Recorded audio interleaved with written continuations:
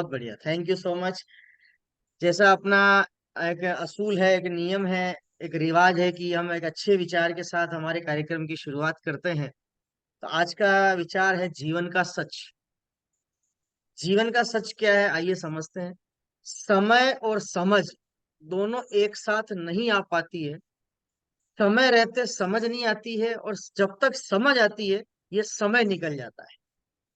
ये जीवन का कड़वा सच है।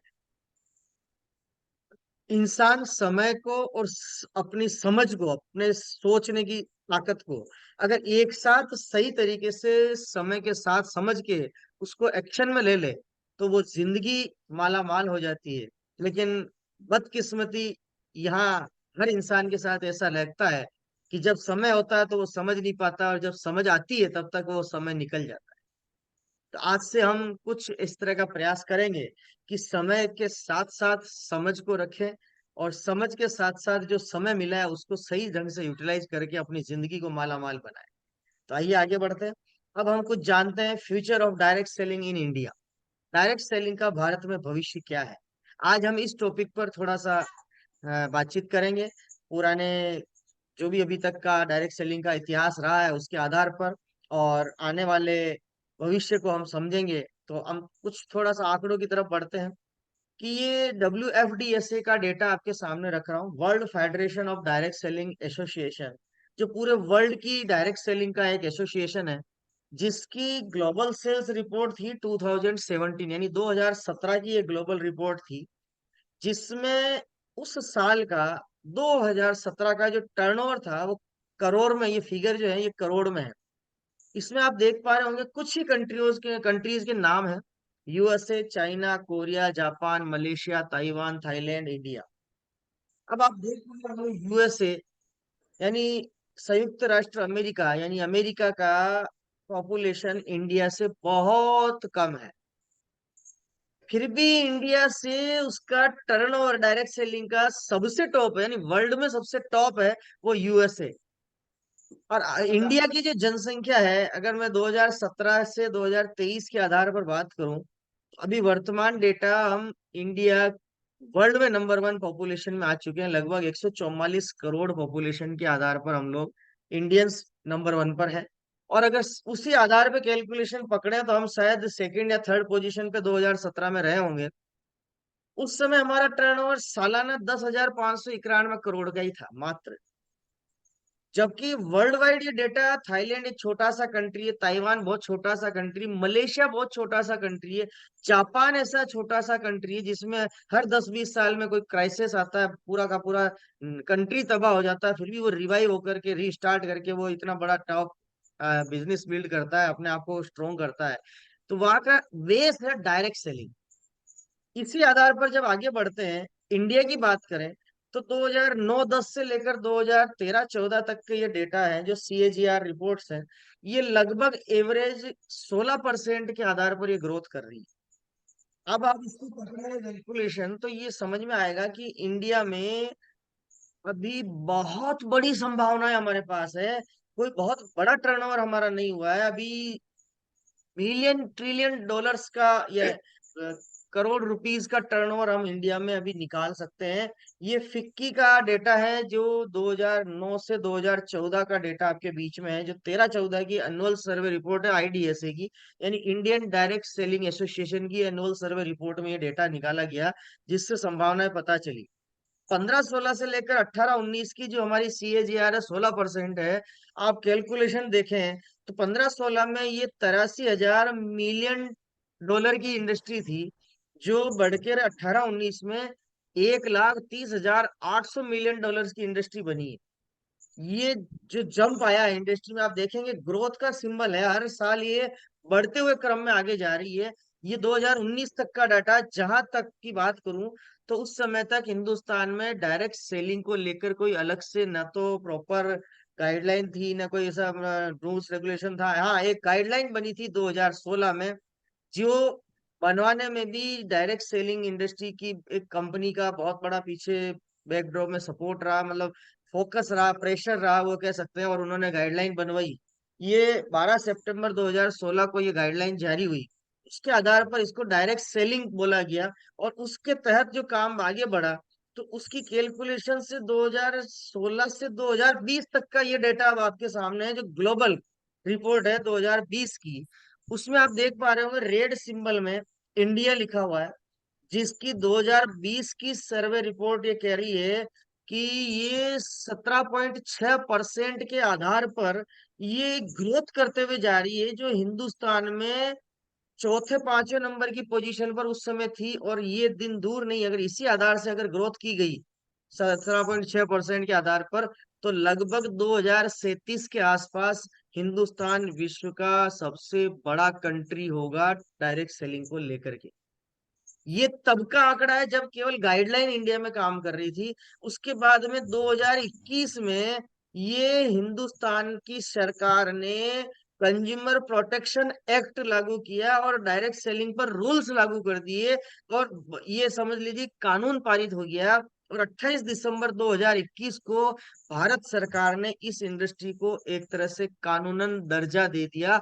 अब ये इंडस्ट्री एकदम पाक और पवित्र इंडस्ट्री बन चुकी है। और इसको लेके अब हर इंडियंस, हर भारतीय नागरिक को इस इंडस्ट्री को करने का उसको अधिकार मिल गया।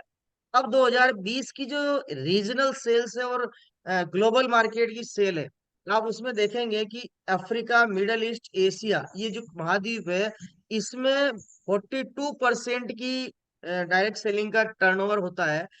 अकेला अमेरिका 36% का टर्नओवर करता है। यूरोप और कंट्री जो है उसके यूरोप के सराउंडिंग कंट्री, वो 21% का डायरेक्ट सेलिंग पे कारोबार करते हैं। और अगर पूरे ग्लोबल वाइज बात करें तो चाइना का रोल 10% है, जर्मनी का 10% है, कोरिया का 10% है, यूएस का 23% है, ताइवान का 3% है, फ्रांस 3% है, मेक्सिको 3% है, ब्राजील 4% है, मलेशिया 4% है, जापान 8% है। और इन सब के बाद अदर में जो भी बाकी के वर्ल्ड की कंट्री बसते हैं, उसमें इंडिया भी शामिल है, वो सब मिलके 22% करते हैं। इस कैलकुलेशन को आप समझेंगे तो पकड़ में आएगा कि अभी भी इंडिया बहुत पीछे है। और अगर इसको गहराई से डेटा एनालिसिस करना सीख गए और पकड़ लिया, तो ये सोच पकड़ में आएगी कि वाकई में इंडिया में प्रचुर संभावना है जो वर्ल्ड का गुरु बन सकता है। अब ये डेटा आपके सामने है, ये एक फाइनेंशियल ईयर 2021 की रिपोर्ट है डायरेक्ट सेलिंग इंडस्ट्री की, इंडिया की, जिसमें ये कहा गया है कि 19-20 का जो डेटा था और उसके आधार पर 20-21 का डेटा को चेक किया गया एक साल में, तो 7.7% की ग्रोथ हुई है। यानी ये इंडिया में 18,067 करोड़ रुपए की इंडस्ट्री बन गई। अब आप यहाँ देखोगे तो जंप आया है कि industry currently comprises 53% of male and 47% of female active direct seller.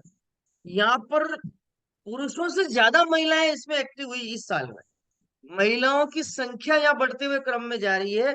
और अब ये मजे की बात आप अगली रिपोर्ट में देखेंगे तो पता चलेगा, ये अगले साल यानी 2022 की रिपोर्ट है, जिसमें ये 26,852 करोड़ रुपए का टर्नओवर हो गया। और इंडिया, भारत 11वीं पोजीशन में वर्ल्ड वाइड आ गया, रैंकिंग में 11th नंबर की पोजीशन पे आ गया। जो 12th नंबर पे हुआ करता था वो एक छलांग मार के ऊपर आ गया, एक साल में एक छलांग। अब ये जो है ना स्पीड बढ़ेगी। 5.4% ग्रोथ है 21 से 22 में, यानी अगले एक साल में। ये इशारा कर रहा है कि अगले 3 साल हिंदुस्तान के लिए बहुत ज्यादा वाइटल है। अब यहाँ क्या वाइटल है ये कैलकुलेशन समझिए। केपीएमजी की रिपोर्ट है। फिक्की और केपीएमजी जो भारत सरकार की सर्वे एजेंसी होती है, जो डेटा एनालिसिस करती है आने वाले 10-20 सालों में भारत की महादशा किस तरह से बदलने वाली है, कौन सा नया इनोवेशन, कौन सी नई एक एनर्जी क्रिएट होनी, उस पर सर्वे करती है। तो इसकी सर्वे रिपोर्ट थी डायरेक्ट सेलिंग इंडस्ट्री को लेकर के। वो ये थी कि जो इंडस्ट्री 18-19 में 13,000 करोड़ का टर्नओवर इंडिया में हो रहा था, वो इंडस्ट्री 2025 में यानी मात्र 6-7 सालों बाद 64,500 करोड़ रुपए की इंडस्ट्री बनने वाला है। ये बहुत बड़ा गुड साइन दिया इन्होंने, एक बहुत आशावादी साइन है कि डायरेक्ट सेलिंग का भविष्य में हिंदुस्तान का बहुत बड़ा अवसर आपके पास है, जो हिंदुस्तान पूरे वर्ल्ड की दशा तय करने वाला है। अब आप मजे का डेटा देखेंगे, समझ आ जाएगा कि पिछले 5 सालों में 20% ग्रोथ रेट से इंडिया में डायरेक्ट सेलिंग बिजनेस ने ग्रोथ की है। और इस सिचुएशन को देखते हुए फिक्की के अनुसार ये 2025 तक ये 645 अरब रुपए का, यानी लगभग 64,500 करोड़ रुपए का व्यापार बन जाएगा। अब आप सोचें, थोड़ा सा दिमाग पर जोर डालें कि डेवलप कंट्रीज जैसे कि America, Australia, China, Japan, Korea, Thailand, Vietnam, Singapore आदि ने तो इस इंडस्ट्री को काफी हद तक अपना लिया है, और लोग भी वहां के बहुत जागरूक है इस इंडस्ट्री से।